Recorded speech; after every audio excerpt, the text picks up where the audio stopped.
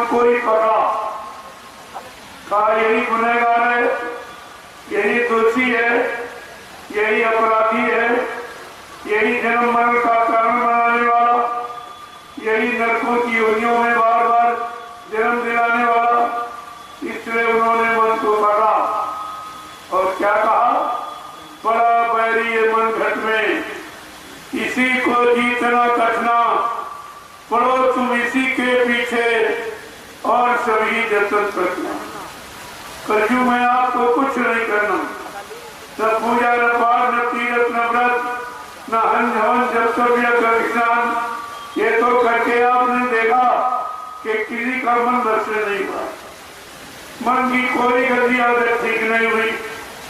हजारों वर्ष तपस्या करते रहे, शरीर को सुखा दिया, हड्डियों को गला दिया, भोगों से बहुत दूर रहे, फिर भी ये शैतान मन नहीं माना, उनको भी गिरा दिया। आपने सिंगीर इसका नाम सुना पड़ा होगा, जिन्होंने 60,000 वर्ष तपस्या की।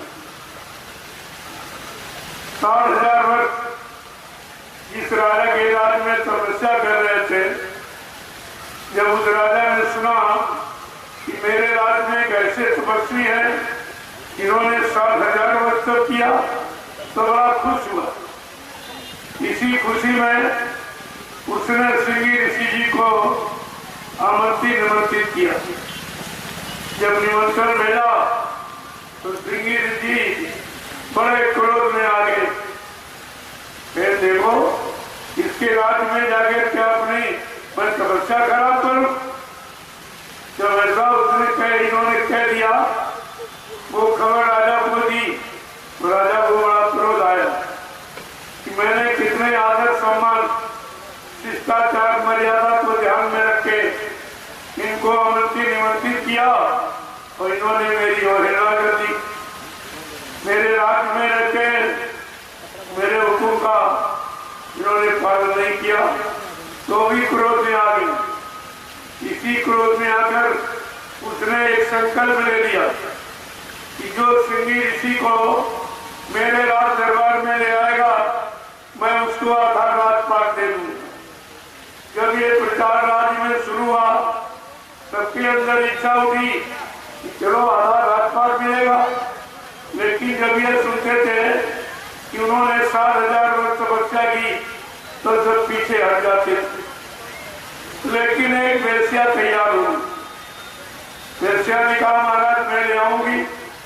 राजा ने कहा, हमको ऐसा वैसा से मतलब नहीं है, जो सिंगी ऋषि को राज दरबार में ले आएगा, मैं उसको अपना आधा राजपाट दे दूं। तो वेश्या वो जंगल में गई देखने के लिए, वही कहाँ तपस्या करते, क्या खाते पीते कहते रहते, ये जानकारी करने के लिए वो जंगल में गई और छिप करके बैठ गई। उसने देखा यही गुफा है, ये गुफा में सिंगी ऋषि की तपस्या करती। तो उनके सामने एक पेड़ खड़ा था, उस पेड़ में एक गड्ढा हो गया। कहेगा, जब सिंगी ऋषि को भूख लगती थी तो रात को 12 बजे निकलते थे और वही पेड़ को 2-4 बार काटते थे, तो उनकी भूख मिट जाती। तो उस वेश्या ने देखा कि तरीका तो मिल गया, तो लौट के आई, राजा से कहा, हमको थोड़ा शहद मंगा दीजिए। राजा का हुक्म हुआ, तुरंत का मालिक शहद लेकर वो जंगल में पहुंची और जिस पेड़ को चाटते थे, 60,000 वर्ष पे चाटे तो उसमें गड्ढा हो गया। उसी गड्ढे में उसने थोड़ा शहद लगा दिया।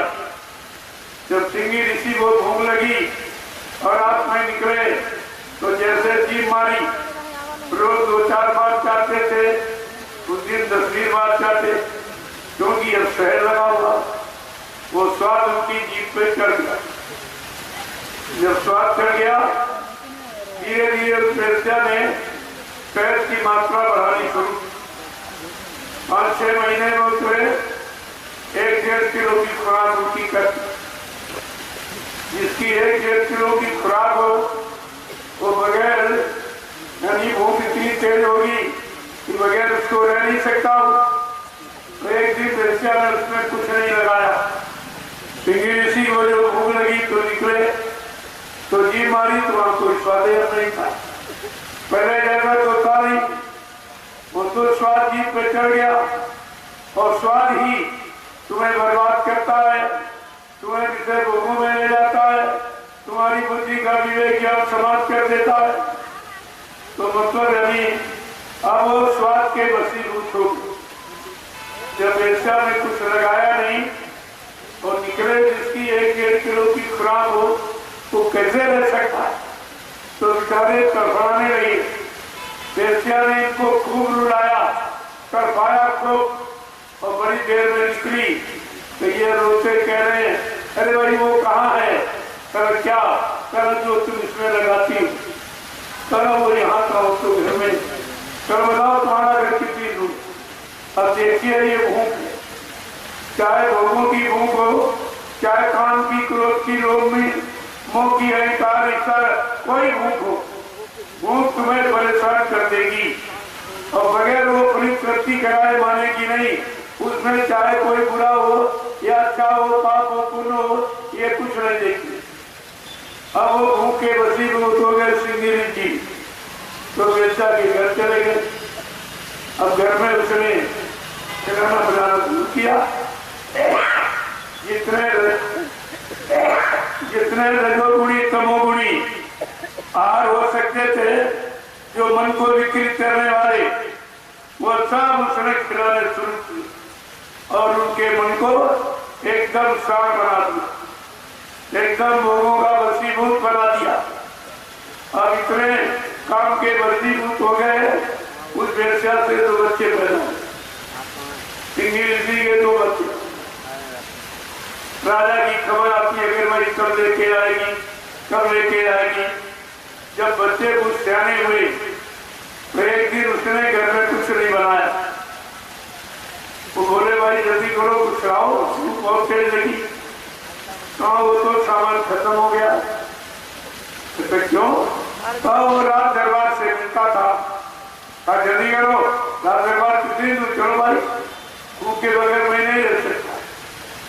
तो अब देखिए आगे आगे वेश्या जा रही और पीछे सिंगी ऋषि जा रहे। एक बच्चे को कंधे पर बैठा ले, एक की उंगली पकड़ी, चले जा रहे। देखने वाले बड़े हंस रहे, कहते रहे तो ऋषि थे कि जंगल गुफा में तपस्या करते थे, इनको ये क्या हो गया?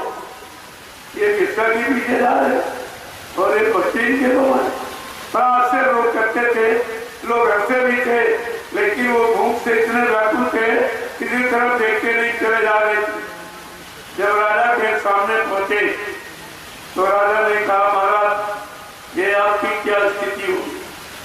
मैंने कितने आदर सम्मान शिष्टाचार के साथ आपको बुलाया था, आपने मेरे सिर श्रद्धा भाव को का निरादर किया और आज आपकी क्या हालत हो गई? जैसे राजा ने हाथ ऊपर से नीचे ऐसे किया तो राजा यानी मतलब सिंगी ऋषि को ज्ञान हो गया, मेरे काम किया। तो अच्छे बच्चे फेंके और रंगोली लगाई और भागे फिर जंगल की तरफ। घर के भागे वन से, वन भागे घर मान, न हरि भजे न घर सुख पाए और बिरसा बिहार गई तुई माते प्यारे एको नहीं। ये उनका कैसे बिगड़ गया? 60,000 वर्ष की तपस्या 1 मिनट में चौपट हो गई, केवल काम भूत सवार हुआ था। देखिए कारण क्या है? इनका कोई गुरु नहीं था, ये निगुरे थे। कोई गुरु, अगर गुरु होता तो संभाल करता, रक्षा करता, हिफाजत करता, इनकी समस्या बच जाती, लेकिन कोई गुरु नहीं था। इन्हों से हट से जंगल में तपस्या की तो ये बैठ गए बेचारे। इसीलिए कहा बिना गुरु का चेला और बन फिरे अकेला। आज कोई गुरु ही नहीं है तो इस बियाबान जंगल में जहाँ पर काम करो लोग मोह अहंकार के इतने नुकीले के काटे हैं, इन पे कोई बची नहीं पाया। इन कानों से सभी घायल हुए लेकिन कोई बच नहीं पाया। बचेगा कौन? बचेगा साधु जन कोई जो हर से लौ लगाएगा। वो बचेगा जो साधु यानी तन मन वचन इंद्रियों को साध लिया और समर्थ सद्गुरु की दया को पा गया, प्राप्त कर लिया, उनके हुक्म आदेश का पालन किया और अनुशासन में रहकर नाम की कमाई की। वो तो काल माया के देश में अपने आप को बचा सकता। अंसा यहाँ जब ऋषि मुनि नहीं बचे, योगी योगेश्वर नहीं बचे, ब्रह्मदर्शी नहीं बचे, यानी ब्रह्मचारी नहीं बचे, अवतारी शक्तियां नहीं बची, ज्ञानी विज्ञानी नहीं बचे, तो हम सब कलयुग के गंदे कमजोर भोगी विलासी जीव कैसे बचेंगे? हमारे आपके पास तो कोई बल नहीं। हम सब कलयुग में बलहीन है, बुद्धिहीन है, विवेकहीन है, चरित्रहीन है। हमें आपको बचने का कोई रास्ता मालूम नहीं है। इसलिए ऐसे कमजोर जीवों को बचाने के लिए समर्थ दाता दयालु आए और उन्होंने बचाने का रास्ता आपको मुफ्त में दिया। ये नामदान बचने का रास्ता, ये नाम युक्ति, ये नाम डोर सदडोर, ये बचने की युक्ति है। इन्हीं नाम डोर सदडोर को पकड़कर सारी सुखते हुए जीवात्माएं मृत्यु मंडल पर उतारी गई थी और यही काल माया ने चालाकी होशियारी कहके आपकी नाम डोर सदडोर छीन लिया। जो तुम्हारा आधार था, जो एक मजबूती थी, वो आपकी छिन गई। अब ये बेचारी जीवात्मा नियत से हो गई, आधार खत्म हो गया तो बेचारी फंस गई। और जब फंस गई और कोई जीवात्मा पहुंची नहीं, तब कहते लाग दया कोमल सी संता। तब संतों के हृदय में दया उठी, उन्होंने अपना सतलोक मंडल छोड़कर मृत्युलोक मंडल में हम सब जीवात्माओं को जगाकर घर पहुंचाने के लिए आए। लेकिन हमने आपने ऐसे समर्थ मालिक को पहचान नहीं पाए। हम पहचान नहीं पाए, समझ नहीं पाए, जान नहीं पाए, उनकी मान नहीं पाए, विश्वास कर नहीं पाए, तो कितना भारी नुकसान आपके इस मानव जीवन का। और ये नुकसान की पूर्ति रुपए पैसे धनदौलत सामान से नहीं। इसलिए जो अवसर मिला है उसका लाभ उठा लीजिए। ये पुण्य पावन तिथि जिसमें आप उपस्थित हुए हो, ये ऐसे समर्थ महापुरुष की है जिन्होंने जीवात्माओं को काल माया के देश से छुटकारा दिलाने के लिए वही नाम डोर सदडोर जो काल माया ने छीन ली थी, वही फिर से पकड़ाने के लिए आ गए और कहा जल्दी से पकड़ो, अपने घर की तरफ चलो। लेकिन हम लोग न पहले समझ पाए न बाद में समझ पाए। किस कैसे जीवात्मा आई, किस कारण फंसाई गई, अब कौन निकालेगा, कौन ले जाएगा, कौन पहुंचाएगा, ये सब भूल गए। इसी भूल भुलैया में ये कितना बड़ा संकटकारी समय आ गया कि जो छुड़ाने आया हम उसी को भूल गए, उसी से दूर हो गए। तो विलाप का ये छुटकारा कौन करे? कभी आपने विचार किया है? बाबा जी ने इसलिए सारे वादे किए कि मेरे प्रेमी कोई शंका संदेह भूल भ्रम में ना जाए, ये हमारे गुरु किस काम के लिए आए हैं, हमारा कौन सा काम करेंगे।